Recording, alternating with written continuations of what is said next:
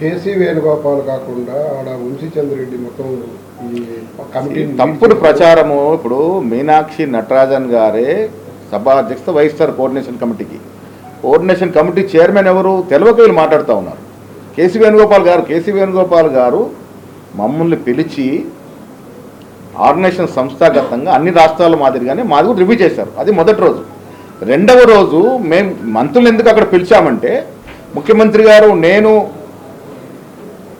ఉత్తమ్ కుమార్ రెడ్డి గారు, మీనాక్షి గారు, భట్టి గారు, వంశీ గారు అక్కడే ఉన్నాం కాబట్టి ఇంకిద్దరు వస్తే సరిపోతారు. ఇద్దరు మంత్రులు ఢిల్లీ పిలిచాము. మేమందరం ఇక్కడ రావాల్సి ఉంది. ఎల్లుండి ఇంకో కార్యక్రమం ఉండగా పిలిచాము. ఓపెన్గా మాట్లాడుకున్నాము. అదే రోజు మండల కాంగ్రెస్ అధ్యక్షుడికి ప్రాతినిధ్యాలని నిర్ణయమైంది. అదే రోజు కమిటీలన్నీ ఈ సర్ మీద పగడ్బందీగా పోవాలని నిర్ణయమైంది. ఇవాళ ఒక పగడ్బందీ పద్ధతితో చేస్తూ ఉన్నాము. వాళ్ళంటట్టుగా రోజు నేను ముఖ్యమంత్రి గారు కొట్లాడుకుంటే ప్రజలు ఏమనుకుంటారండి? నాకు అవసరం ఉంది. ఎందుకు కలుసుకొని చాలా సందర్భాలు కలిసాను. నేను సీఎం ఇంటికి వెళ్తాను, కలుస్తాను, మాట్లాడతాను. కలుస్తానేంటి? దినం దినం ఫోన్లో మాట్లాడుకుంటాం. నిన్న కూడా ఫోన్లో మాట్లాడుకున్నాం.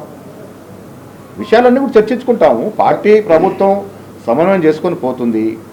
వాళ్ళలాగా వాళ్ళు ప్రచారం చేసినట్టుగా మా మధ్య విభేదాలు లేక అదేంటి డిఫరెన్స్ ఆఫ్ ఒపీనియన్ లేదు. ఇది ప్రజలు మాకు ఇచ్చినటువంటి సదావకాశం.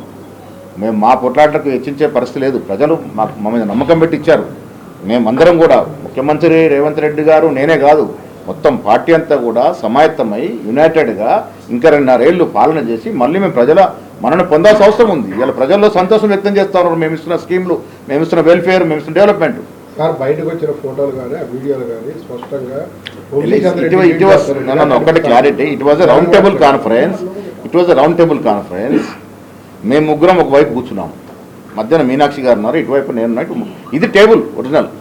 ఇటు కొందరు కూర్చుని, ఇటు కొందరు. ఇది ఓవల్ షేప్ ఉన్న టేబుల్. అనుకోకుండా వంశీ గారు లేట్ సార్ సీట్ కావాలంటే అక్కడ కూర్చున్నాడు. సిస్టమ్ చెల్లినాలు మాట్లాడతారు. కోఆర్డినేషన్ కమిటీకి అధ్యక్షత ఎప్పుడైనా వహించేది ఇన్ఛార్జ్ తెలంగాణ స్టేట్. ఎవరున్నారు? మీనాక్షి గారు. మీనాక్షి అధ్యక్షతన సమావేశం నడిచింది. వంశీ గారు ఒక సభ్యుడిగా పాల్గొన్నాడు. దామోదర్ రాజేంద్ర గారు పాల్గొన్నారు. సీతక్క గారు పాల్గొన్నారు. మాకు తెలియని విషయాలు మీకు తెలిసినట్టు ఆ ఫోటోలు ఏదో దాన్ని ఎడిట్ చేసి పంపరు. ఎందుకు ఇదంతా? అంటే ఇప్పుడు ఆయన యాదృచ్ఛికంగా వచ్చి కూర్చున్నాడు. ఆయన ప్రిసైడ్ చేసినట్టు కాదు కదా. టేబుల్ అంటే ఏంది?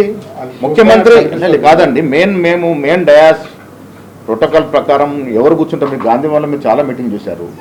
మధ్యాహ్నం మీనాక్షి గారు ఉంటారు, ఇరువైపులా మేము ఉంటాం. అదే ప్రోటోకాల్ టేబుల్. ఇటుపక్క ఎవరున్నారు, ఇటుపక్క ఎవరు కాదు. అనుకోకుండా వంశీ గారు కూర్చున్నారు అక్కడ. ఇటుపక్క బట్టి గారు వచ్చి కూర్చున్నారు. సో అది దాన్ని ఆసరా చేసుకొని ప్రచారం చేయడం మంచిది కాదు. నేను మళ్ళీ చెప్తాను, కేటీఆర్ గారు, హరీష్ రావు గారు గుర్తుపెట్టుకోవాల్సింది, మా ధ్యాస అంతా ఈ రాష్ట్ర అభివృద్ధి. చిన్నర చిత్కల విషయాల్లో పోవాల్సిన అవసరం లేదు. 2023లో ఎంతైతే నమ్మకంతో మాకు అధికారం ఇచ్చారో దాన్ని వమ్ము చేయకుండా ప్రజల ఆకాంక్షలకి వాళ్ళు కోరుకునే విధంగా పాలన చేస్తాం. మళ్ళీ 28లో జరిగిన 29లో జరిగిన ఇంతకన్నా రెట్టింపు స్థితితో మళ్ళీ అధికారంలోకి వస్తాం. ఇది క్లారిటీ. ఈ క్లారిటీ తెలిసి ఇది కాదు, ఇక మళ్ళీ కాంగ్రెస్ వస్తుందని తెలిసి ఇవన్నీ కూడా గ్రామాలకు తెరదీస్తా ఉన్నారు.